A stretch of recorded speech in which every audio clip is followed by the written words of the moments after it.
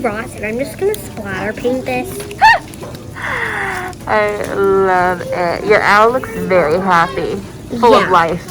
It doesn't quite have a smile, but I can tell it's gonna be a smile. I think so too. He has the colors in his heart coming out in his feathers.